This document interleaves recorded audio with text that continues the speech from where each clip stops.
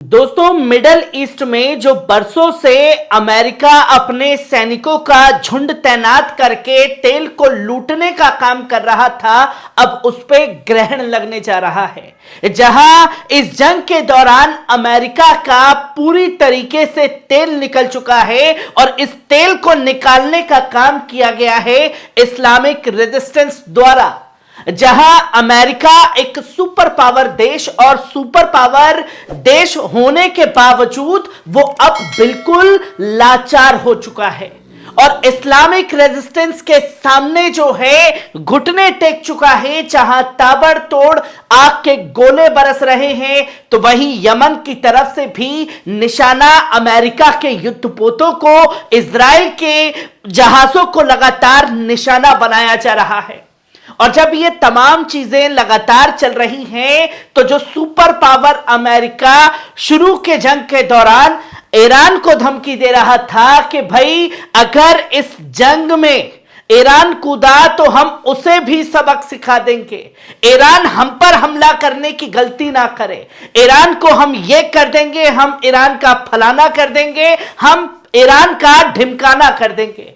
तमाम यही धमकी चल रही थी। और अब जब जंग 100वें दिन की तरफ पड़ रही है, तो इन 100 दिनों के अंदर अमेरिका जो है अब ईरान के आगे गिड़गिड़ाने लगा है, जो कि आप ये साफ तौर पर देख सकते हैं कि हुतीस के ताबड़तोड़ होते हमलों ने अमेरिका को हिला करके रख दिया है। तो वही अमेरिका अब ईरान से गिड़गिड़ा रहा है कि यमन को रोकने के लिए आप उसके साथ आइए और उन देशों के झुंड का हिस्सा बनिए जो उसके ऊपर हमला करने जा रहे हैं। और ईरान को तब माना जाए जब ईरान इसमें हमारा साथ देगा और हम ये मानेंगे कि सच में ईरान जो है मिडल ईस्ट में शांति चाहता है।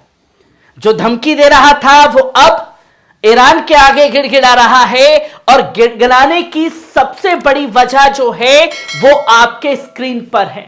इस्लामिक रेजिस्टेंस के वो झंडे जिन्होंने अपना मिडल ईस्ट में झंडा गाड़ दिया है और बड़ी शान से इस्लामिक रेजिस्टेंस के झंडे जो हैं वो लहरा रहे हैं, जिसमें ईरान भी शामिल है, जिसमें हिजबुल्लाह भी शामिल है, जिसमें यमन भी शामिल है, जिसमें फिलिस्तीन भी शामिल है, कताइब हिजबुल्लाह शामिल है।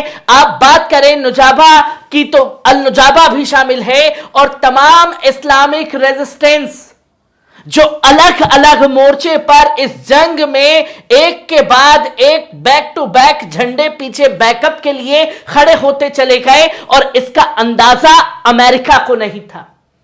और जब एक तरफ ये वो झंडे हैं जो किसी देश के पास नहीं गए, देखा कि अपने भाई के ऊपर जुल्म हो रहा है, तो तुरंत खड़े हो गए उसका बदला लेने के लिए। और एक तरफ अमेरिका है, जहां इजराइल के ऊपर हमला हुआ तो मिडल ईस्ट के तमाम देशों के पास पहुंच गए कि साहब आपको इजराइल का सपोर्ट करना चाहिए। और ये सपोर्ट करने के लिए सबसे ज्यादा अहम भूमिका निभाई एंथनी ब्लिंकन ने, जो मिडल ईस्ट के दौरे पर थे और 100 दिनों के अंदर में 4 बार मिडल ईस्ट का दौरा कर चुके हैं और बड़ी मायूसी लेकर के वापस लौटे हैं। जहां साफ तौर पर यह कहा गया कि एक डिप्लोमैटिक जो है उनकी ये यात्रा रही, और इस डिप्लोमैटिक यात्रा के दौरान ये साफ तौर पर देखने को मिल रहा है कि उनके जरिए ये बातें सामने आ गई कि अब जो एंटी अमेरिका कंट्रीज हैं वो खुल करके अमेरिका के खिलाफ आ चुकी हैं।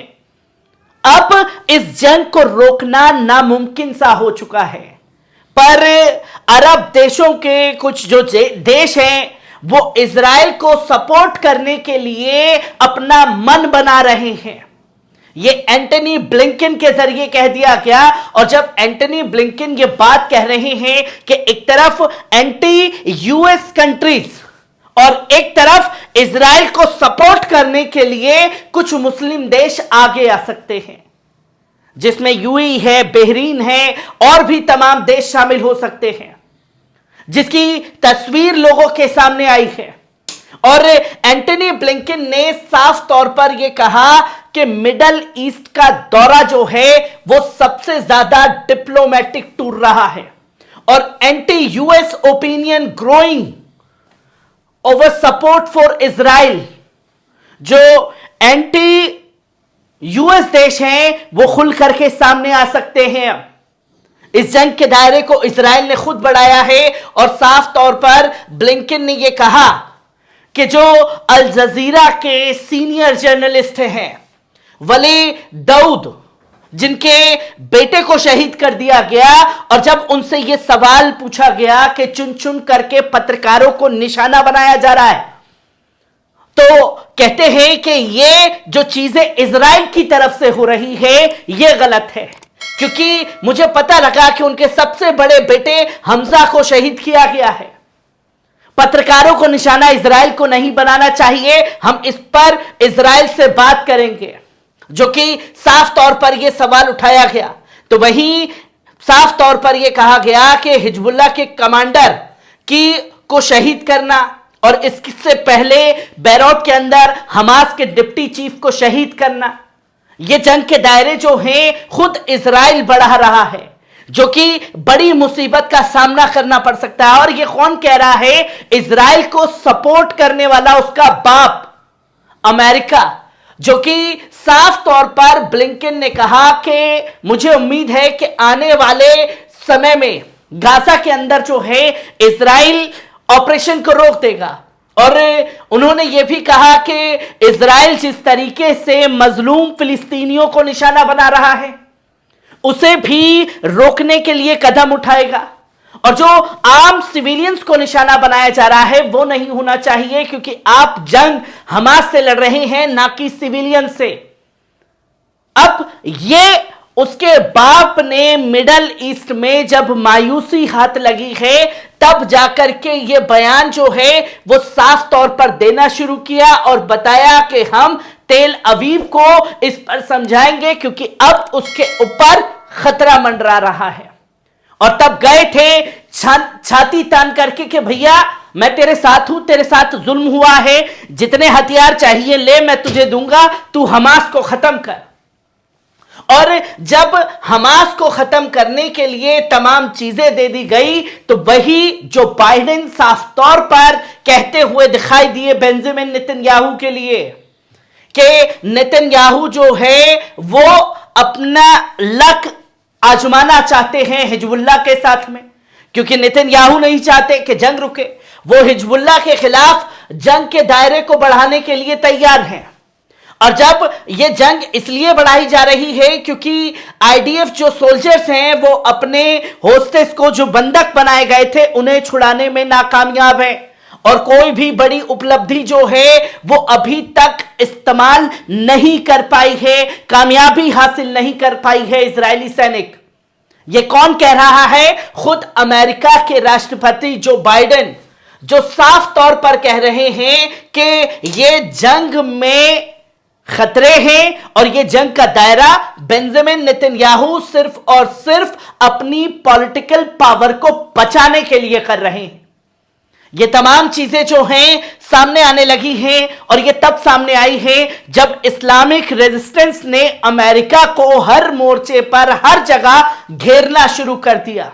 और जब अमेरिका को घेरना शुरू किया, ताबड़तोड़ हमले हो रहे हैं, तो अमेरिका की आवाम क्या इसको लेकर के सोचती है यह भी जानने की जरूरत है। जहां यह कहा जाता है कि जनता क्या ही कर लेगी, जनता क्या ही कर सकती है, जनता क्या कर सकती है इसका आप साफ तौर पर देख सकते हैं कि अमेरिका में डिवाइडेड इन्वॉल्वमेंट है मिडल ईस्ट को लेकर के। जो अमेरिका का योगदान मिडल ईस्ट के अंदर है, जिसका ग्राफ भी सामने आया है, और यह साफ तौर पर बताया गया कि जो अमेरिका का एफर्ट्स है इजराइल को लेकर के गाजा वॉर में, हमास और इजराइल वॉर में, उसको अवाम किस तरीके से देख रही है। जहां टू मच की अगर बात की जाए तो यूएस एडल्ट्स जो मतलब 19 साल से 18 साल तक के बच्चे हैं, उन्होंने साफ तौर पर बताया कि तकरीबन 19% वो बहुत अच्छा मानते हैं और 41% जो है वो सही मानते हैं। और मतलब 39% लोग ये साफ तौर पर कह रहे हैं कि अमेरिका का इन्वॉल्वमेंट इजराइल हमास वॉर में सरासर गलत है और अमेरिका जिम्मेदार है उस नरसंहार में जो गाजा से तस्वीरें आ रही हैं। तो वहीं रिपब्लिकन्स मानते हैं, जो बहुत अच्छा मानते हैं, वो 26% है, 33% है कि हां सही है, इसके बारे में तमाम चीजें हैं, और 40% लोग रिपब्लिकन ये मानते हैं कि अमेरिका ने गलत किया है। वहीं इंडिपेंडेंट्स अगर देखी जाए, जो पूरी तरीके से आजाद है, वो ये कहते हैं कि 21% बहुत अच्छा है और 40% लोग मानते हैं कि बिल्कुल सही है और 38% लोग ये मानते हैं कि अमेरिका गलत है। वहीं आप बात करें डेमोक्रेट्स, जो 11% हैं, वो साफ तौर पर बोल रहे हैं कि ये लोग बहुत सही हैं। 48% लोग मान रहे हैं कि हां बस सही है, तो 40% लोग ये साफ तौर पर कह रहे हैं कि अमेरिका गलत है। अब अमेरिका का साथ उसकी आवाम भी छोड़ने लगी है और जंग के दौरान, जैसे कि मैंने पहले ही कहा था, कि अगर किसी का राजनीतिक जनाजा इस जंग के रुकने के बाद निकलेगा तो वो है जो बाइडेन और वो है बेंजामिन नेतन्याहू, जिसकी तस्वीरें अब धीरे धीरे लोगों के सामने आने लगी हैं। हर एक पहलू को आपके साथ साझा करता रहूंगा। दीजिए इजाजत, शुक्रिया।